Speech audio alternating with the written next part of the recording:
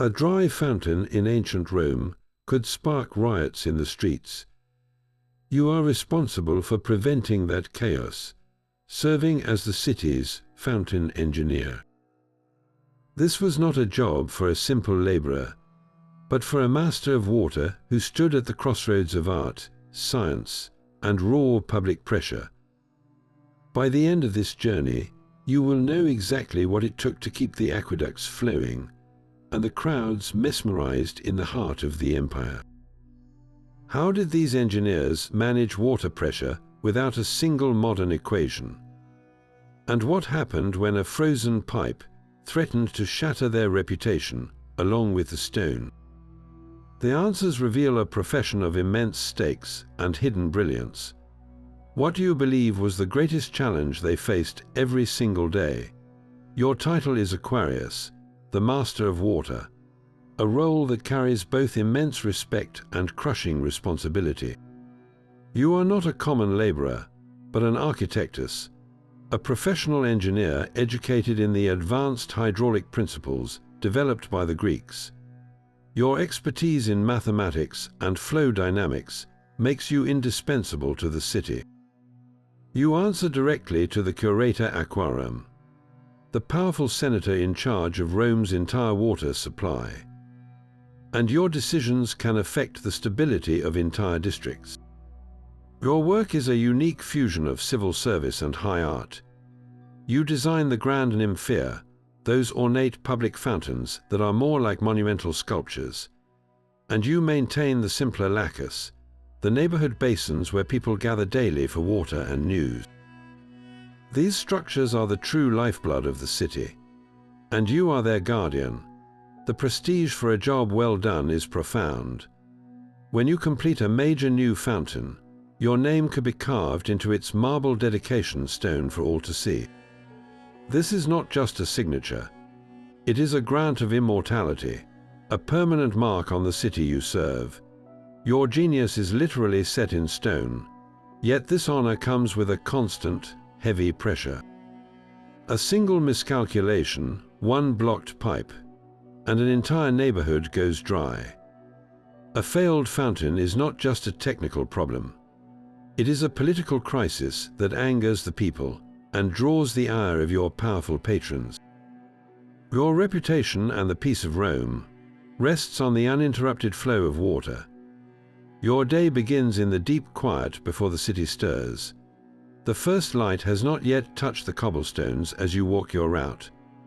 A bronze tool kit clinking softly at your belt. Every fountain in your district must be checked before the crowds arrive.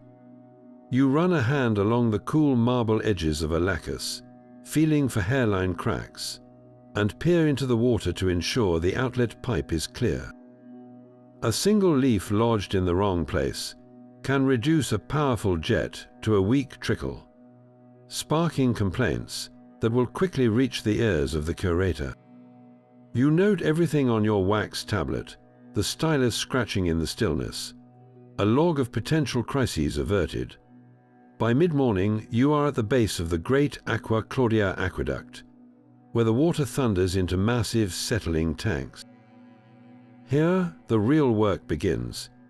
You use your calipers to measure sediment buildup and your levels to confirm the precise incline of the distribution channels. A miscalculation of a single finger's width here could mean water flows backward or stagnates completely. Your team of plumbers and mortar mixers awaits your instructions, and you delegate tasks with quick precision, pointing out a seam that needs fresh lead sealing or a channel that requires immediate flushing. This is a ballet of maintenance, and you are its conductor, solving problems before they ever reach the public eye. The afternoon finds you back in your tablinum, the hum of the city, a distant murmur. The morning's raw physicality gives way to the abstract world of mathematics. Unrolling a sheet of papyrus, you use your groma to plot the angles for a new pipe branch. Then comes the abacus, its beads clicking steadily as you calculate flow rates. A delicate balance of volume, pressure, and pipe diameter. There is no margin for error. A design that looks elegant on paper can fail spectacularly if the water pressure is too high for the jet aperture, spraying bystanders and wasting a precious public resource. As lamplight flickers across your study, you review plans for your newest project, a grand nympheum commissioned by a wealthy senator eager to immortalize his name. Your mind is no longer on cracks or sediment. It is a torrent of hydraulics, envisioning how to orchestrate a multi-tiered display where 3 separate jets will arc and cascade in perfect harmony. This is where engineering becomes art, and the pressure is immense. The senator expects a marvel, and the city expects a reliable water source. Your calculations this night must satisfy them both, turning the chaos of water into a spectacle of ordered beauty. That grand vision in your mind must be translated into reality with a set of tools as specialized as your skills. Your kit holds more than a mason's hammer and chisel. It contains the very instruments of Roman water control. The most crucial and physically imposing is the chorobates. Picture a wooden bench 20 feet long, supported by 4 sturdy legs, with a carefully planed groove running along its top. You fill this groove with water, creating a perfect liquid level. Your assistants watch intently as you sight along this water line, ensuring the aqueduct channel you are building descends at a slope of just a few inches for every 100 feet. This seemingly invisible gradient is everything too steep, and the water rushes with destructive force, eroding the channel walls, too shallow, and the flow stagnates into a muddy, disease-ridden pond. The chorobates does not measure inches. It measures the life of the city. For the pipes themselves, you work with lead. These fistulae come in various diameters, and you select them with the same care a tailor chooses fabric. You cut the heavy sheets and bend them into cylinders, soldering the seams shut with a hot iron and a special alloy of tin and lead. The smell of molten metal and hot pitch fills the air as you create a watertight seal, a permanent joint that must hold for generations under constant pressure. But lead is heavy and cannot push water upward. For that, you turn to more complex machinery. You have bronze force pumps, brilliant devices based on the ancient designs of inventors like Ctesibius and Hero. These twin-cylinder pumps, with their clever bronze valves, allow you to defy gravity itself, lifting water to create spectacular jets for a senator's garden, or to supply a bathhouse on a hill. They are the closest thing you have to magic. Before a single stone is laid for a new nympheum, you first sculpt its form in wax. This malleable model lets you visualize the entire structure, testing how water might cascade from one shell-shaped basin to another. You can adjust the angles, deepen the channels, and perfect the aesthetics without wasting expensive marble. This prototype is your secret weapon against failure.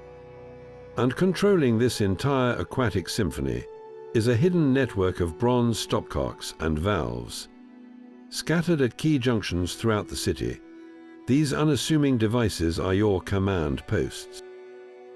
With a few turns of a key, you can isolate a single neighborhood's supply for repairs, divert water to fight a fire, or increase pressure for a festival display. You carry a mental map of every valve's location and function. It is a knowledge as vital as your own name, for this hidden grid gives you the power to start and stop the lifeblood of Rome with a twist of your wrist. Your hidden network of pipes and valves all connects back to the true source of your power, the great aqueducts themselves. You are a master of a system that stretches for miles, from the pure mountain springs all the way to the final spout in a public fountain. This is not a single river, but a complex web of channels, each with its own name and character. You must know them all intimately. The ancient Aqua Pia brings reliable but modest volumes. The celebrated Aqua Marcia is famous for its cold, crystal clear water, perfect for drinking. And then there is the mighty Aqua Claudia, a monumental channel of stone and concrete that thunders into the city with immense pressure. Each aqueduct is a living entity to you, with its own unique blend of mineral content, flow rate, and temperament. You choose your water source for a new fountain with the same care. A chef selects the finest wine, matching the aqueduct's qualities to the needs of your design.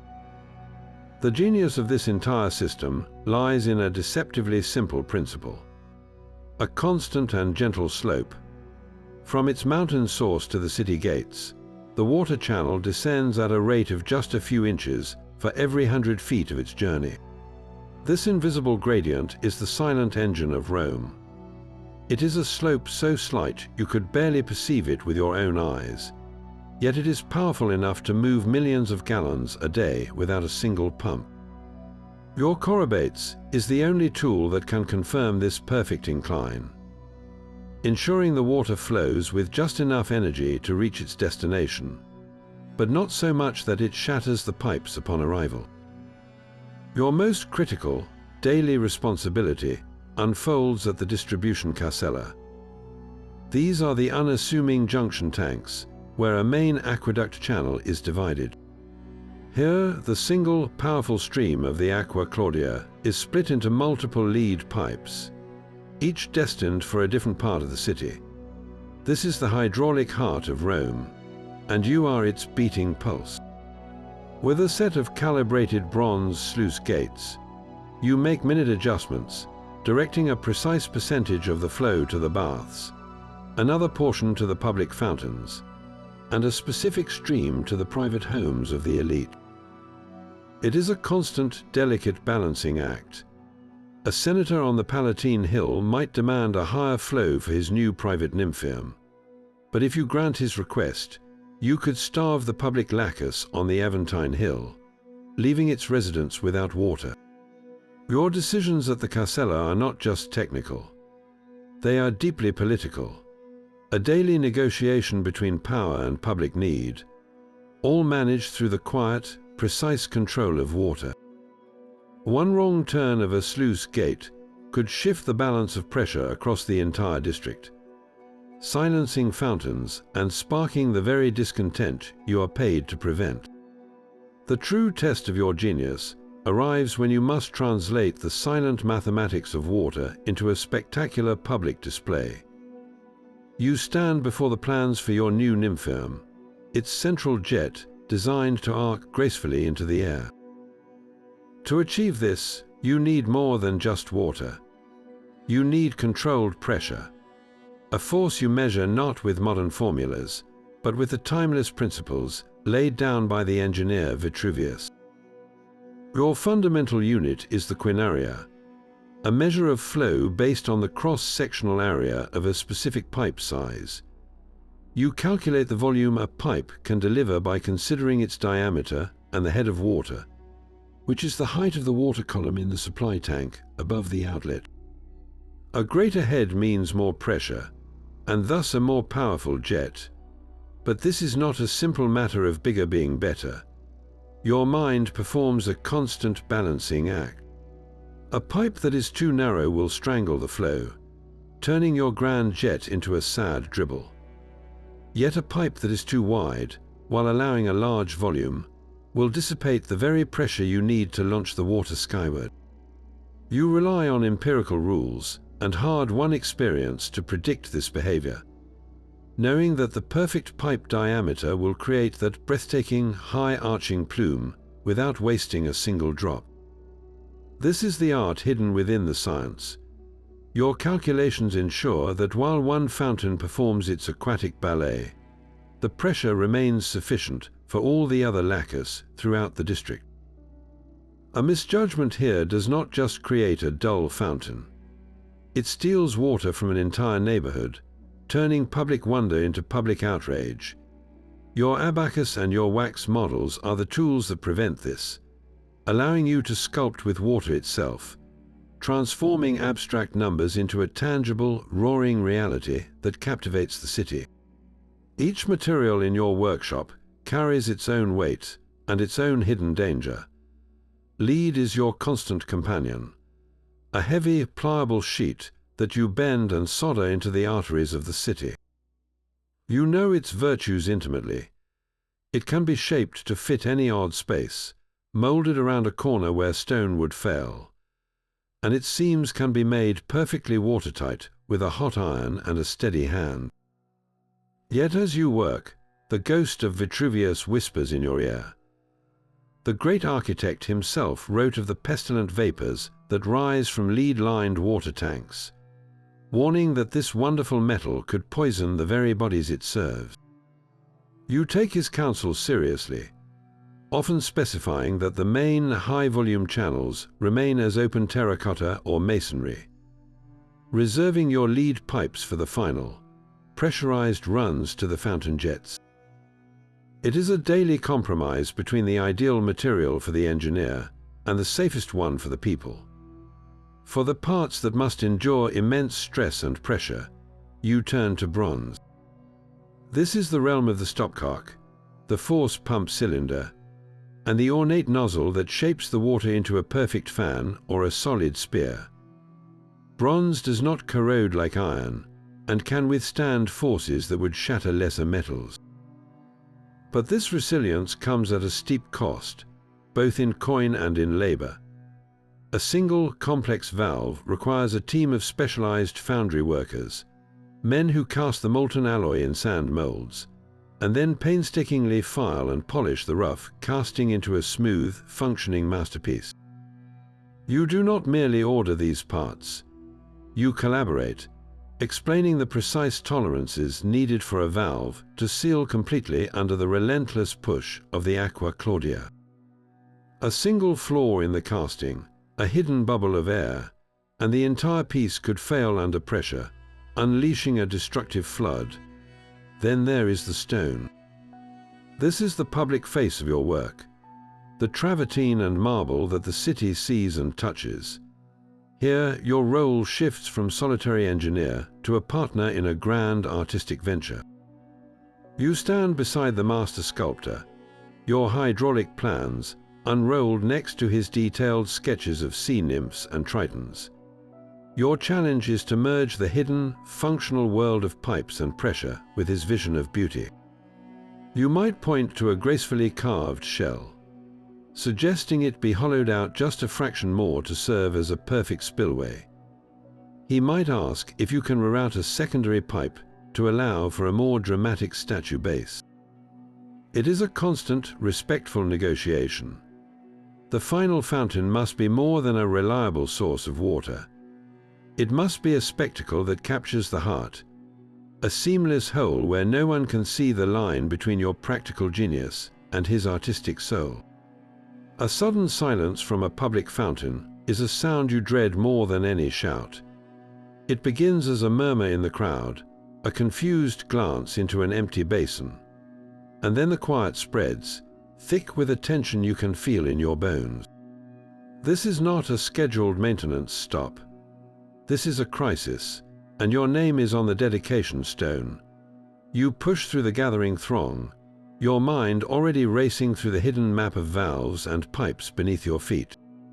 Your first task is not to fix the problem, but to contain it.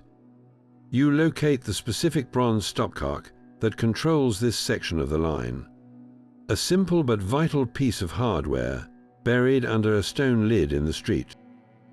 With a heavy key you turn it, the mechanism groaning as it cuts off the flow. The immediate threat is over, but the real work has just begun. Now comes the messy, physical labor. Your team drains the fountain basin, the last of the water swirling down the drain. Leaving a residue of green algae and silt, you direct them to excavate the soil around the suspected pipe, the air filling with the sound of shovels striking earth. All the while, the crowd watches, their critical gaze a heavy weight on your back. A blocked pipe is a simple matter of clearing debris with a long, flexible rod. But a burst lead joint is a far more serious affair. You find the rupture, a jagged seam where the water pressure proved stronger than your solder.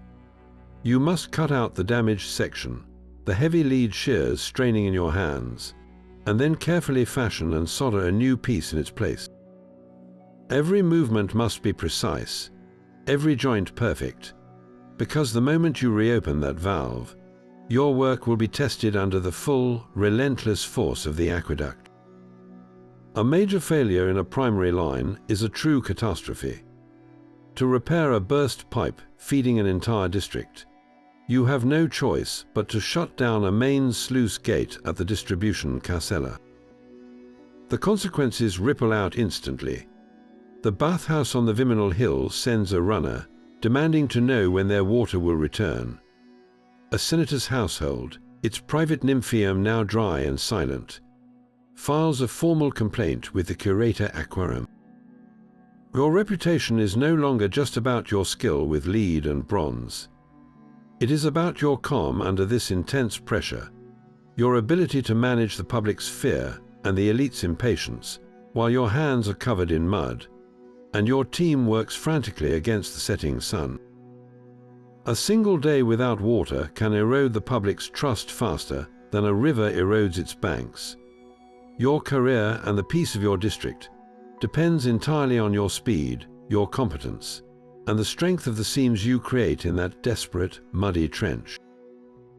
The final test of your hydraulic symphony unfolds at the very tip of the pipe, where water meets air.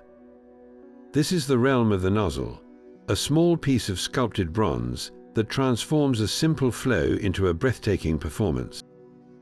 You become a master of shapes, experimenting with different apertures as carefully as a musician chooses reeds for an instrument. A simple, perfectly round hole forces the water into a solid, glass-like spear that can arc high into the sky before shattering into 1,000 glittering droplets.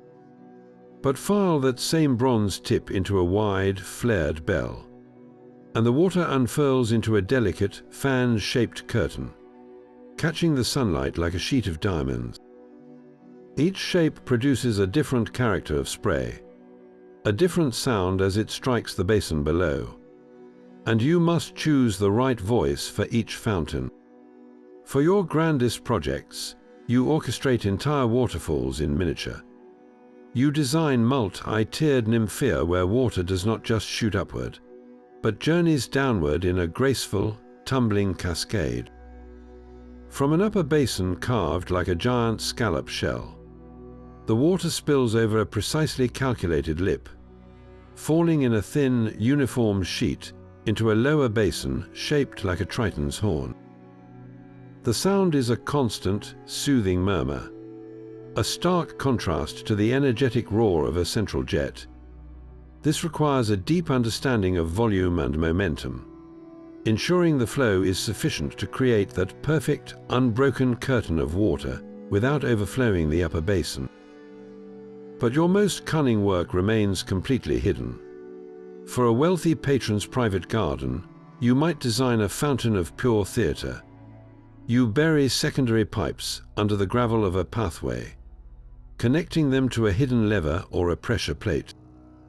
An unsuspecting guest steps on a certain stone, and from a seemingly dry statue, a sudden jet of water sprays upward, to the delight and surprise of everyone present. These trick fountains are your secret masterpieces, where engineering sheds its serious skin and becomes pure, playful illusion. Your ultimate goal is not just to deliver water, but to craft an experience. The gasp of wonder from a crowd seeing a jet soar higher than they thought possible. The laughter from a trick fountain's surprise, the peaceful sigh of someone resting beside a gentle cascade.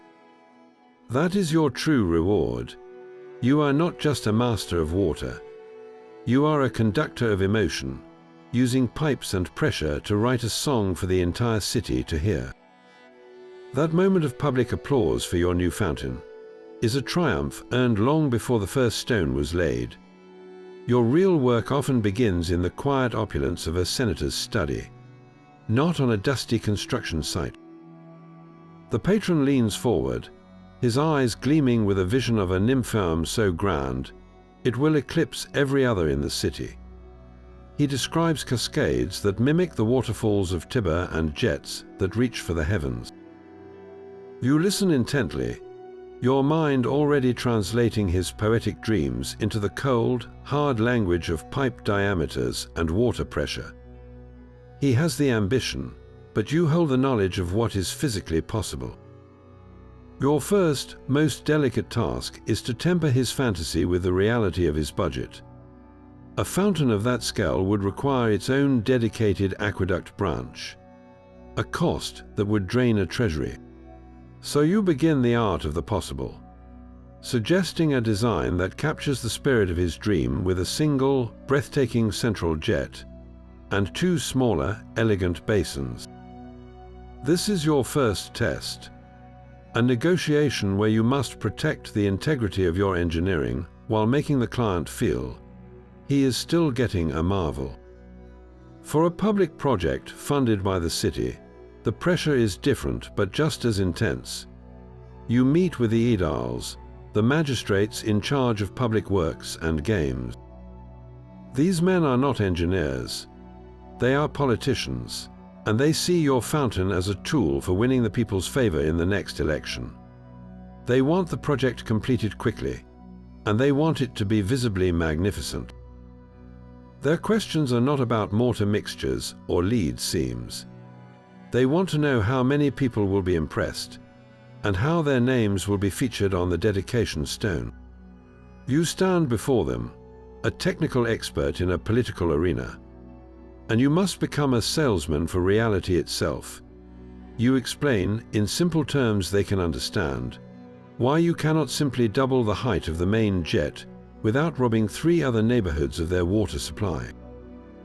You justify the cost of bronze valves over cheaper clay by describing the catastrophic flood and public fury a failure would cause. Every sestertia spent must be accounted for on a wax tablet, its necessity defended under their skeptical gaze.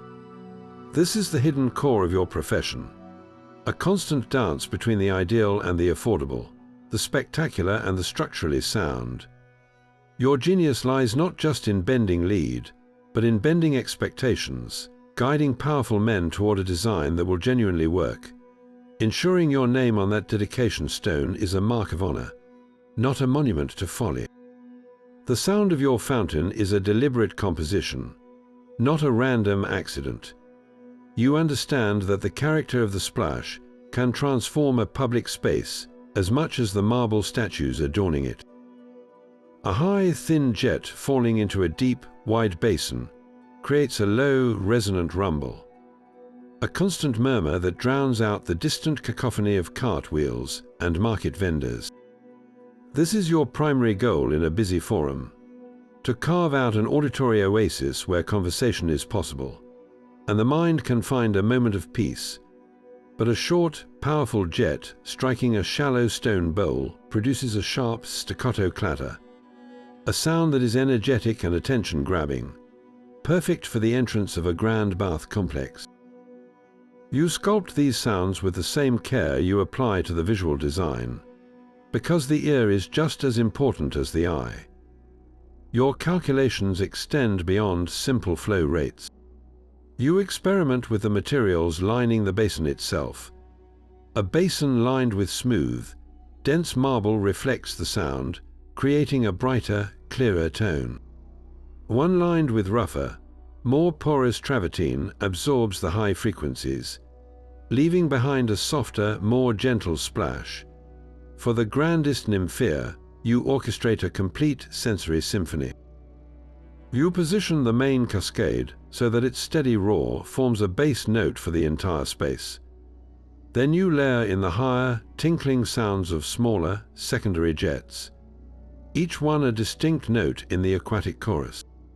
The cool mist that settles on the skin, the shimmering play of light on the water, and the enveloping sound together create a pocket of serene atmosphere in the heart of the chaotic city.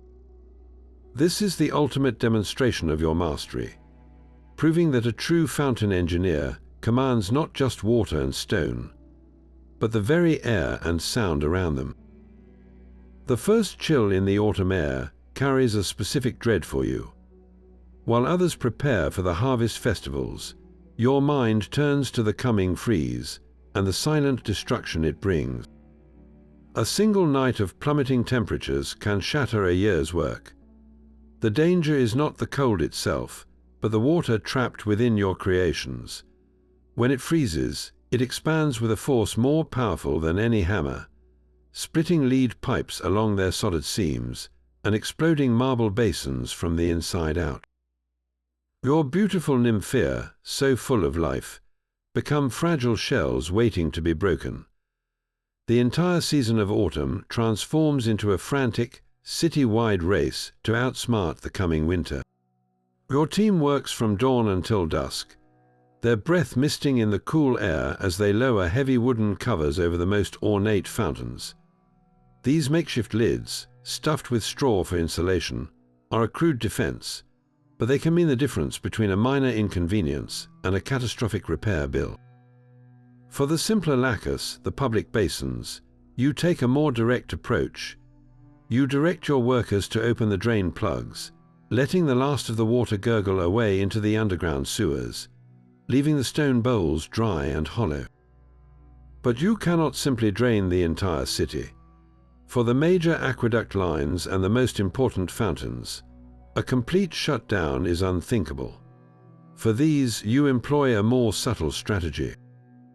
You make minute adjustments to the bronze stopcocks, reducing a roaring jet to a slow, constant trickle. This tiny, uninterrupted movement is just enough to prevent the water from stagnating and freezing solid. It is a delicate balance, conserving water pressure for the rest of the network while ensuring this one stream never stills. The consequences of failure are measured in months of labor. A hard freeze that cracks the main distribution pipe for a neighborhood means a spring spent in a muddy trench, cutting out ruined sections of lead and fighting the clock to restore water before public patience evaporates. Your professional standing, so carefully built, can fracture as easily as the stone. This is not a single event, but a stressful, annual cycle where you must defend your life's work against an enemy that cannot be reasoned with, only prepared for. The dazzling spectacle of a fountain can hide its most vital purpose. For the vast majority of Rome's citizens, these public basins are not just for show. They are the only source of clean drinking water for their homes, their families, their very survival. Your engineering brilliance is measured not only in the height of a jet, but in the purity of every sip a person takes. While the aqueducts deliver water of remarkable quality from distant mountain springs, that purity is a fragile state, easily lost the moment the water enters your marble basin. Stagnation is your silent enemy. A basin where water lingers too long becomes a breeding ground for green, slimy algae and invisible threats that can sicken a neighborhood. Your designs are a constant fight against this decay. You ensure that every lacus has a carefully calculated inflow and outflow. The water must enter with enough force to create a constant, gentle circulation, a silent churning that prevents it from ever growing still and stale. More importantly, every basin is equipped with an overflow drain, a cleverly placed outlet that ensures any excess water, along with the surface scum it carries, is constantly flushed away into the sewers. This hydraulic dance of renewal is your first, hidden line of defense. But your second battle is fought against the people you serve. The same fountain that provides life-giving water is also the community's washing station, its watering trough, and its children's pool. You arrive one morning to find a woman scrubbing tunics in the basin, the soap suds clouding the water. A moment later, a merchant's donkey dips its muzzle in for a long drink. And just beyond them, children splash their hands and feet, laughing as they play. Each of these acts, so normal and human, introduces contaminants that your flowing water must quickly wash away. You cannot stop these activities. The fountain is the heart of public life. Instead, your genius is tested in managing this chaos. You might design a separate, lower trough specifically for animals, diverting them from the main drinking basin. You position the cleanest, fastest flowing jet in a spot that is less convenient for washing, encouraging people to collect their water from the purest source. This is the unglamorous, daily reality of your work. You are not just an artist in water and stone. You are a guardian of public health, engaged in a constant, low-level effort to balance the human need for community with a non-negotiable demand for safe, clean water. A dry fountain causes riots, but a contaminated one can cause something far worse: a silent, creeping plague that no dedication stone can ever justify. A rival's new fountain is more than a public wonder. It is a personal challenge. When a spectacular nymphaeum appears in a neighboring district, its jets soaring higher than any you have seen, your professional curiosity ignites. You cannot simply ask its engineer for his secrets. The art of water is guarded as closely as a general's battle plans, so you become a spy in plain sight, visiting the new marvel not as a master of the craft, but as another face in the crowd. You linger by the basin, your eyes not on the soaring water, but on the details everyone else ignores. You study the shape of the bronze nozzle, the angle of the spillway, the precise way the water curls as it falls. Your mind is a workshop, disassembling the spectacle piece by piece, searching for the hidden logic that makes it all work. Back in your own tablinum, you recreate what you saw. You sketch furiously on wax tablets, trying different pipe diameters and water head calculations that could produce such a powerful effect. You might even fashion a small wax model, testing your theories on a miniature scale. This is reverse engineering, the silent, competitive heart of your profession's progress. You are not merely copying. You are deciphering a rival's genius, learning the lessons he refused to teach you. Perhaps he discovered a new alloy for his valves that better resists corrosion. Or he perfected a method for soldering lead seams under higher pressure. Your goal is to understand his solution, and then, if you are clever, to improve upon it. That stolen idea, refined and perfected, might become the centerpiece of your next commission, a silent declaration of your own superior skill.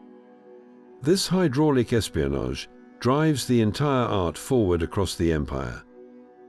Every new fountain is a gauntlet thrown down, pushing every Aquarius to think sharper, design bolder, and calculate more precisely. Your greatest innovations are often born not in solitude, but in the quiet, determined analysis of a rival's public triumph. Your grand designs would remain mere lines on papyrus without the team of hands that brings them to life. Your workforce is a complex hierarchy of status and skill, a small empire in itself. Your most trusted deputy is a freedman named Lucius, a man who once bent lead under your command, but now carries your authority. He translates your complex plans into clear, shouted orders for the laborers, his voice cutting through the din of the worksite. You trust him to manage the day-to-day chaos while you focus on the larger calculations, a partnership built on years of proven loyalty. The brute force of the operation comes from the slaves. These are the men who dig the deep trenches for your pipes, their muscles straining against the stubborn Roman earth. They mix the vast quantities of concrete and mortar, a cloud of dust and sweat hovering around them as they pour the foundations that will last for centuries. They are the ones who haul the heavy travertine blocks into place, their collective strength giving physical form to your vision. You must command their labor with a firm but fair hand, for a resentful worker can sabotage a project with a poorly mixed batch of mortar or a deliberately weak solder joint. And then there are the apprentices. They are the future of your craft, the sons of other engineers or particularly bright slaves you have identified for their sharp mind. You take a personal interest in their education, showing a promising boy how to measure the angle of a channel with the chorobates, or explaining why a wider pipe does not always mean more pressure. You are not just teaching them a trade. You are imparting the unwritten secrets, the intuitive leaps that separate a competent plumber from a true master of water. Managing these three groups demands three different kinds of leadership. The slaves require clear commands and consistent discipline. The freedmen like Lucius need respect and a share of the credit. The apprentices crave knowledge and a path forward. Your ability to balance these needs, to earn the fear of the laborers, the loyalty of the foremen, and the admiration of the students, is what turns a collection of individuals into a single, efficient machine. The strength of your solder joints matters little if the human bonds of your team are weak. Yet even your most meticulous preparations can shatter in an instant. The ground itself groans, a deep, unsettling rumble that has nothing to do with your fountains. A tremor, even a minor one, sends a different kind of wave through the city, one of pure structural panic. Your first thought is not for your own safety, but for the aqueducts. A misaligned channel, invisible to the eye, means water is now spilling uselessly into a ravine instead of reaching the city. A cracked distribution tank is hemorrhaging the public supply. And a beloved nymphaeum you spent a year designing now lies in a heap of fractured marble and twisted lead. This is a crisis that dwarfs a simple burst pipe. You are now a triage physician for the city's circulatory system. With Lucius at your side, you move from site to site, your wax tablet filling not with maintenance notes, but with brutal, swift judgments. This fountain has a shattered base, its pipe severed beyond immediate repair. You mark it for abandonment, a painful but necessary sacrifice to focus resources. That lacus has only a hairline crack in its basin, a wound that can be patched with emergency mortar. Your decisions in these frantic hours will dictate which neighborhoods drink and which ones pray for rain. The city's stability now depends on your cold, calculated prioritization. But a different kind of disaster arrives in silence, without a single rumble. A prolonged drought turns the mountain springs to a trickle. The order comes directly from the Curator Aquarum, a formal decree for city-wide rationing. The responsibility for enacting this harsh new reality falls to you. With a heavy heart and a heavy key, you walk a somber route through your district. You approach the beautiful, ornamental nymphaeum in a prosperous square. Its carved sea gods now staring out over a dry basin. You kneel, find the stopcock, and turn it. The faint hiss of water flowing through the pipe beneath your feet simply stops. This act is a profound betrayal to the people who live here. Their fountain is not just water, it is their community's pride, a symbol of their neighborhood status. As you stand, you are met with angry stares and shouted questions. Why our fountain? Why take away our beauty? You have no satisfying answer to give them. You are the visible hand of an invisible shortage, the engineer who must starve the art to save the function, transforming public joy into public resentment with every turn of your wrist. These catastrophic events, one violent and one insidious, test more than your skill. They test your spirit, forcing you to make impossible choices between beauty and survival, between one community's needs and another's, all under the unforgiving gaze of a city on edge. Your reputation for brilliance can carry you far beyond the 7 hills of Rome. A letter arrives from the provincial governor of Asia, offering you a commission to design the great nymphaeum of Ephesus. This is the moment every Aquarius dreams of, a chance to build your masterpiece in a city hungry for Roman grandeur. You arrive after a long sea voyage, the air thick with the smell of salt and foreign spices. The local marble is a different color, a warm honey gold, and the workers assigned to you speak a rapid, melodic Greek you struggle to understand.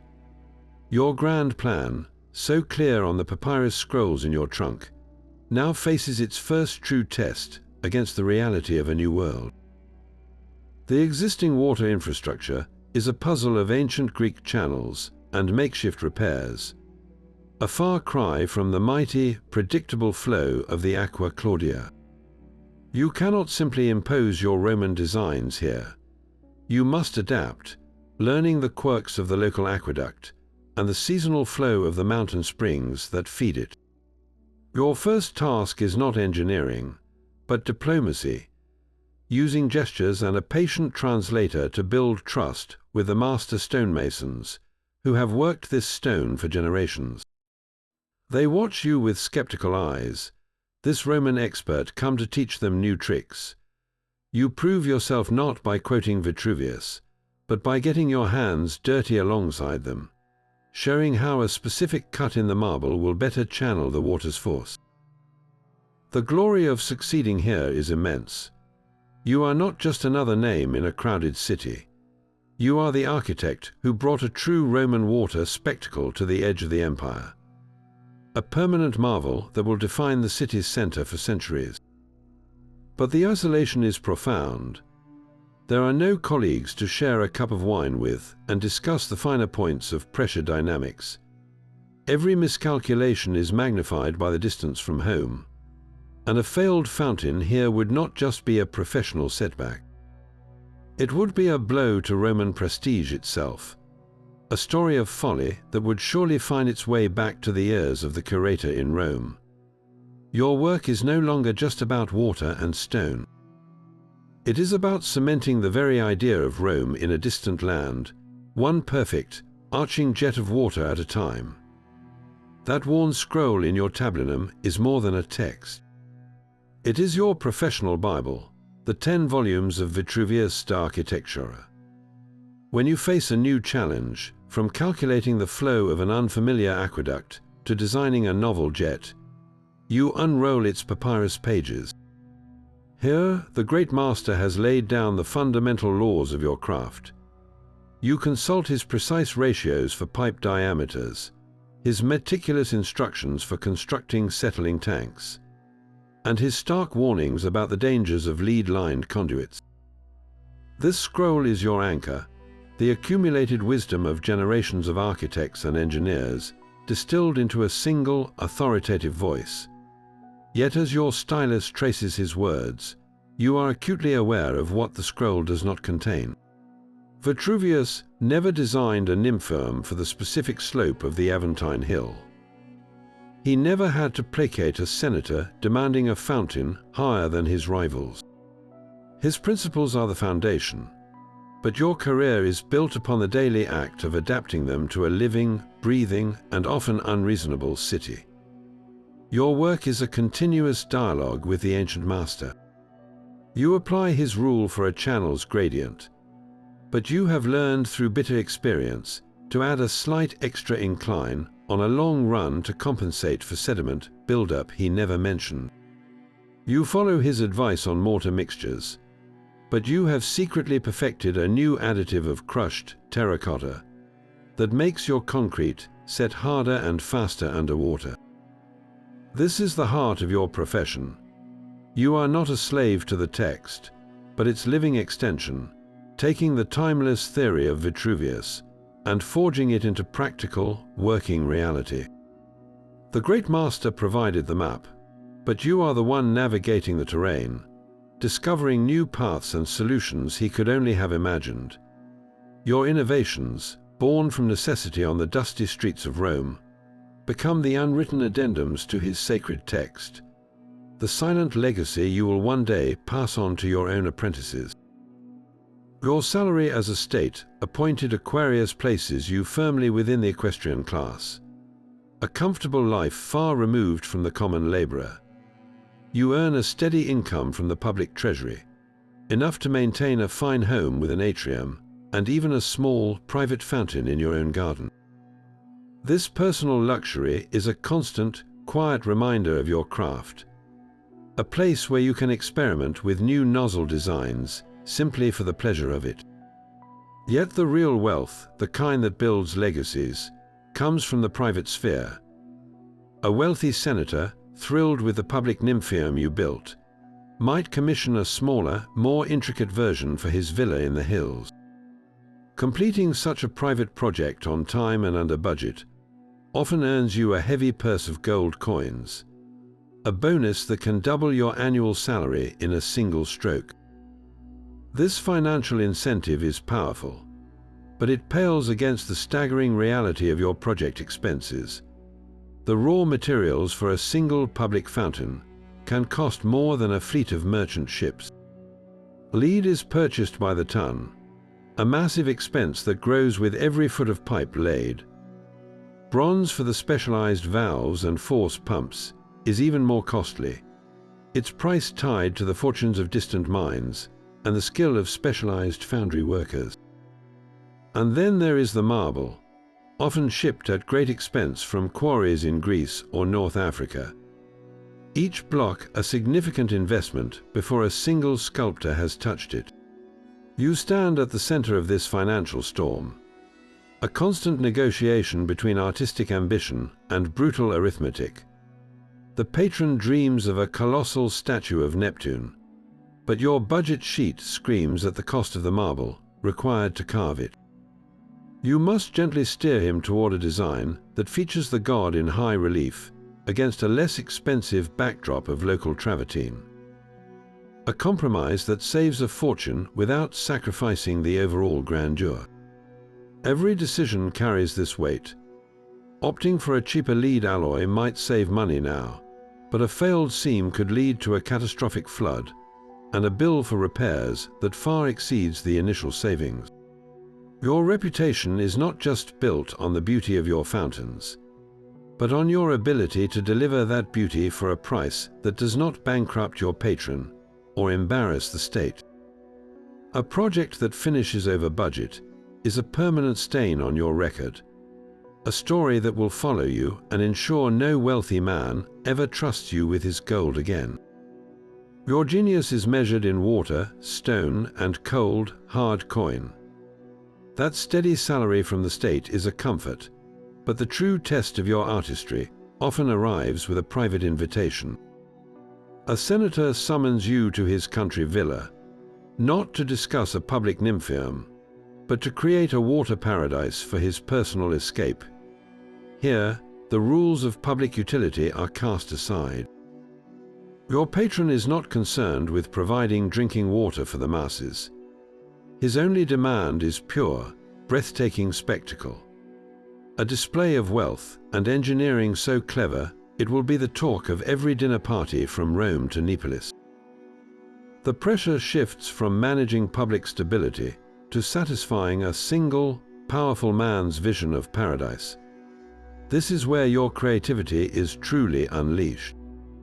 You might design a vast, star-shaped pool, lined with intricate mosaics of sea creatures, each tile of colored glass and stone shimmering beneath the crystal-clear water.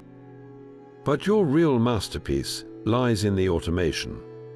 Inspired by the writings of Hero of Alexandria, you design statues that come to life through the very water pressure you command. A hidden network of pipes and counterweights connects to a bronze bird perched on a rock. As water fills a hidden chamber, the bird slowly lowers its head to take a drink from the pool, only to rise again once the chamber empties.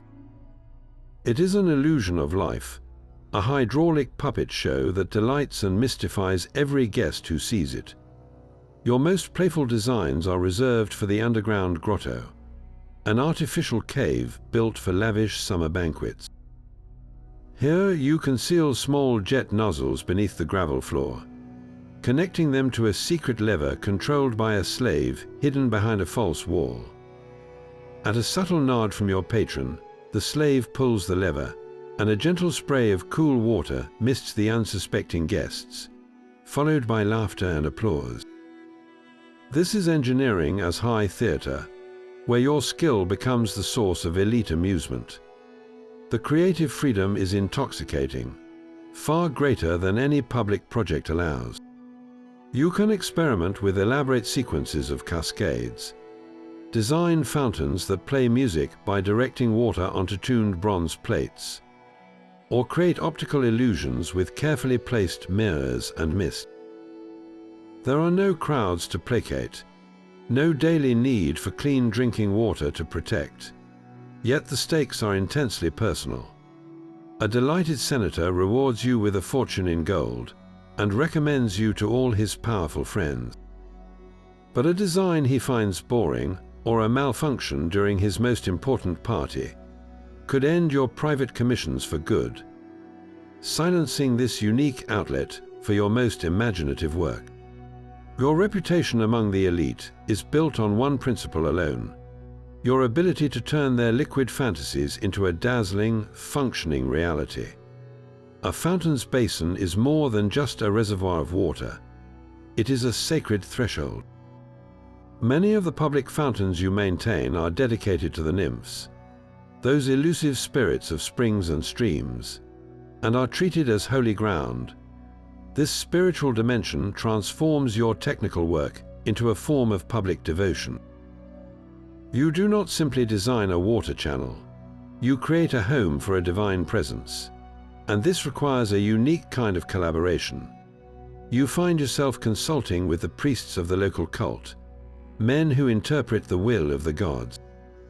They explain the ritual requirements. The basin must be deep enough for ceremonial libations, the flow gentle enough to hear the whispered prayers of supplicants, and the entire structure oriented to respect ancient traditions.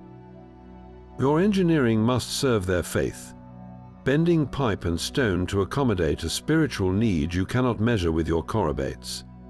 The pressure here is of a different kind, for a mistake is not merely a technical failure. It is a sacrilege. The most nerve-wracking commissions are for oracular fountains, where the very behavior of the water is believed to carry messages from the gods. At a site like the sacred spring of Juturna, your work must be invisible. The priests interpret the divine will through the ripples on the surface, the gurgle of an outlet, or the way the current swirls a dropped leaf. Any inconsistency in the flow, any sputter or sudden surge introduced by a blocked pipe, is not an engineering problem to them. It is a corrupted prophecy, a dangerous false message from the gods that could lead the state to war or ruin. Your responsibility is to maintain the illusion of pure, untampered nature, even though you are the hidden hand ensuring its perfect, predictable performance. This demands absolute precision. You design hidden sedimentation tanks and filters to ensure the water is crystal clear for the priests to read. You calculate flow rates to a degree of fineness you would never need for a public lacus, all to guarantee that the sacred spring babbles with a consistent, interpretable voice day after day. The prestige of being the appointed engineer for a major temple fountain is immense, placing your name alongside the high priests in temple records. But that honor is a heavy crown.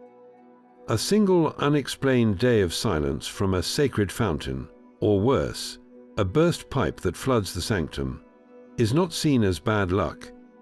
It is viewed as a sign of divine displeasure, an omen that falls directly upon you, the Aquarius who failed in his duty. The consequences are not just a complaint to the curator. They are a public loss of faith, a stain on your reputation that no amount of gold can ever wash away. In these hallowed spaces, your craft becomes a silent prayer, and your flawless engineering is the only thing standing between public order and divine chaos. A rival's public triumph is one thing, but a deliberate, hidden attack is another. Beyond the constant threats of frost and structural failure lies a human malice that can poison your work from the inside. Your greatest challenge is not the water itself, but the greed of the people it serves. In the dead of night, while the city sleeps, a different kind of labor takes place. A disgruntled neighbor, envious of the grand fountain you built for a rival district, might sneak into a public lacus and shove a rag deep into the pipe. A simple act of sabotage that silences the water and turns the morning's gratitude into angry confusion. Or a rival engineer, desperate to see you fail, pays a bribe to one of your own laborers to mix a weak batch of mortar, ensuring a critical joint will fail under pressure just days after the grand unveiling. These acts of spite are a personal violation, a direct assault on the reputation you have carved in stone. Yet sabotage is rare compared to the constant, grinding crime of water theft. The very lead pipes you so carefully solder become a target for the unscrupulous. A wealthy homeowner, unsatisfied with the legal allocation for his private villa, pays a corrupt plumber to tap the main line. Under the cover of darkness, they drill a small hole into your public pipe, soldering a secondary, illegal lead line that snakes away to fill his private cistern. This stolen water does not just disappear. It is siphoned directly from the public supply, robbing the fountains and baths downstream of their vital pressure. A neighborhood that once enjoyed a powerful jet suddenly finds its water reduced to a listless trickle, and the blame falls squarely on you. This forces you to become a detective as much as an engineer. Your daily inspections take on a new urgency. You run your hands along the length of every exposed pipe, your fingers searching not for cracks, but for the telltale bump of a clandestine solder joint, a patch of fresh lead that does not belong. When you find one, the feeling is a mix of fury and grim satisfaction. You must then excavate the area, cut out the illegal tap, and painstakingly repair the public pipe, all while the thief watches from his villa, his own water supply now secure at the public's expense. It is a clandestine war fought in muddy trenches, a never-ending battle against the avarice of your fellow citizens. Your designs must now account for this human treachery. You begin routing pipes through more public, easily monitored areas instead of dark alleys. You design special, complex junction boxes that are harder to tamper with, and you instruct your most loyal foremen to make unscheduled, nighttime patrols. The perfect hydraulic system is no longer your only goal. You must now build one that is as secure as it is efficient, a network forever defended against the very people it was meant to serve. How much of your genius is wasted, not on creating beauty, but on simply protecting it from theft? The day arrives when your hands are no longer the first to touch the cool marble of a new fountain. The relentless pressure to perform, the pre-dawn inspections, the frantic repairs in muddy trenches, these now belong to other, younger hands. Yet your career does not simply end, it transforms. The city, in its wisdom, often calls its most experienced equerri into a new role, that of an elder advisor. You sit on committees that approve new aqueduct projects, your quiet voice in the council chamber carrying the weight of a lifetime's experience.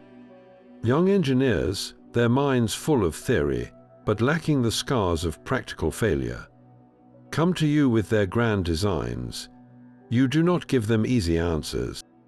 Instead, you ask the questions they have not yet considered. What happens when the winter frost grips that delicate pipe run on the north face of the hill? Have you calculated the sediment load from that particular spring? Your guidance is not a set of rules, but a way of thinking, a deep understanding of water's stubborn nature that can only be earned through decades of struggle. This is how you ensure your craft survives, not just in stone, but in the minds of those who will come after you. The most profound satisfaction comes on your daily walks through the city you served.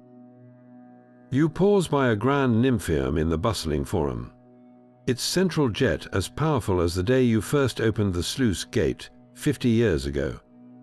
Children play by its mist, and travelers pause to drink from its ever-flowing spout. In a quiet residential lane, you rest your hand on the familiar rim of a simple lacus, its stone worn smooth by generations of hands. You see the ghost of your younger self in these places, the long days of calculation, and the sleepless nights of worry now distilled into this simple, enduring fact: the water still flows. The crowds who enjoy these fountains do not speak your name. They have no need to.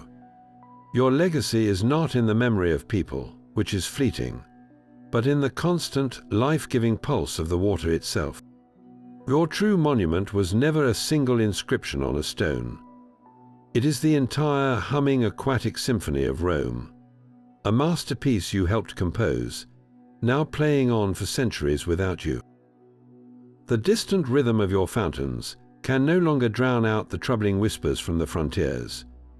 News travels slowly, carried by merchants with grim faces and soldiers on forced marches. But the stories are always the same.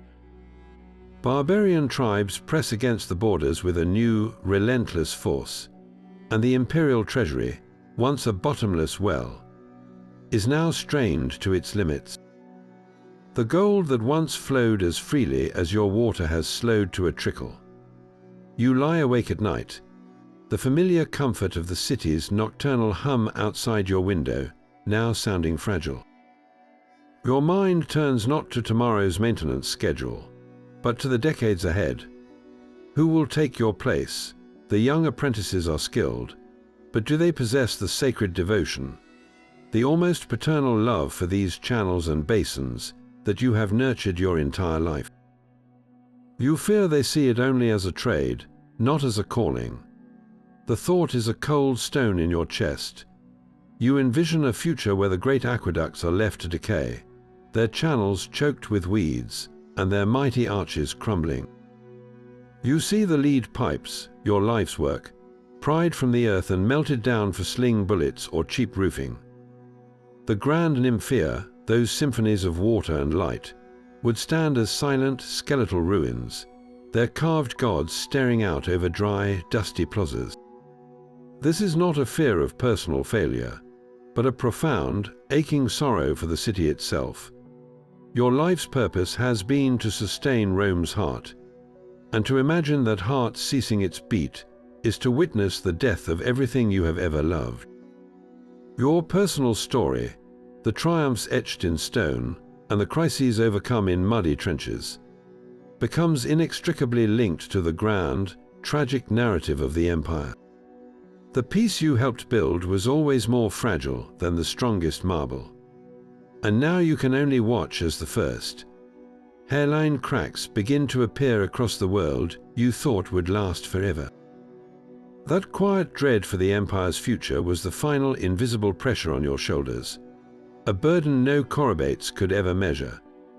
Your entire life was a testament to a single, profound truth. You were the hidden pulse of Rome, a master of water who balanced art, science, and raw public need in a daily dance of immense stakes. You faced the silent sabotage of thieves and the crushing force of winter. You navigated the political demands of senators and the basic thirst of an entire neighborhood, all while sculpting liquid into spectacle. You were an artist whose marble was flowing water, a scientist without modern equations, and a public servant whose failure meant chaos in the streets. The legacy of your work still stands today, not just as silent ruins, but as a testament to human ingenuity. When you look at the broken shell of a Roman nymphaeum, try to see beyond the fallen stones. Imagine the Aquarius who stood where you stand, listening for the perfect roar of a jet he calculated by hand, feeling the cool mist on his face, and knowing that the entire city's rhythm depended on his skill. He turned the chaos of nature into a symphony of order and beauty. Now we turn to you. Of all the challenges and triumphs we explored, which part of this ancient profession surprised you the most? Was it the political maneuvering, the constant threat of sabotage, or the sheer engineering genius required to make it all work? Share your thoughts in the comments below. And if you enjoyed this journey into the hidden life of a Roman fountain engineer, subscribe for more deep dives into the forgotten professions that built our world.